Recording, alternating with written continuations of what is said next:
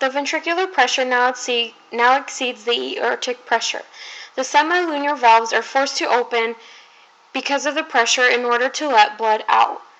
The volume that leaves the ventricle is the stroke volume, known as SV. The ventricles lose part of their volume as the stroke volume. What remains is the end-systolic volume, known as ESV. The AV valves remain closed and the semilunar valves are open.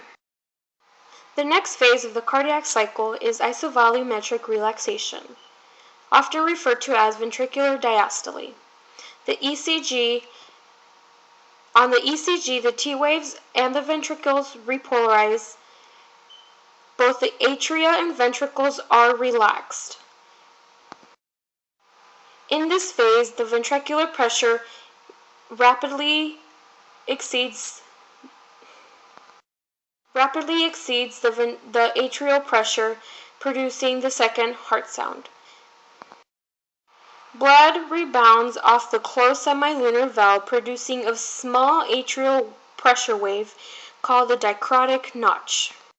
There is no volume change and the AV valves are closed. Semilunar valves are closed, producing the second heart sound, S2, and dicrotic notch. During the last phase, known as ventricular filling or ventricular diastole, the ECG shows no electrical activity. This is because both the atria and the ventricles are relaxed. Both atrial and ventricular pressure remains steady, while the arterial pressure slowly declines. The ventricles begin passively filling with blood, accounting for 70 to 80% of total ventricular volume. Because of the pressure of the vena cava and the pulmonary veins is greater than the pressure in the ventriculars, the AV valves are open, allowing blood to enter. The semilunar valves are closed. So, to wrap it up, phase 1, atrial systole, the ventricles are relaxed, the atrial ventricular valves are open, and the semilunar valves are closed. Blood enters the ventricles through the AV valves.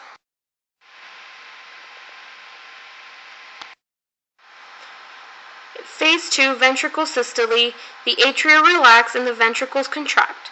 The AV valves close, causing the first heart sound known as the lub. The semilunar valves are open. Blood moves from the right ventricle into the pulmonary trunk through the pulmonary valve. Blood moves from the left ventricle into the aorta through the aortic semilunar valve.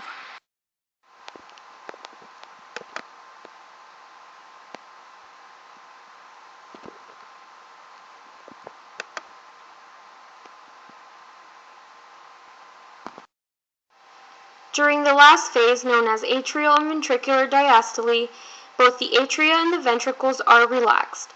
The AV valves open and the semilunar valves close, causing the second heart sound known as the dub. Blood enters the right atrium through the vena cava and the left atrium through the pulmonary veins.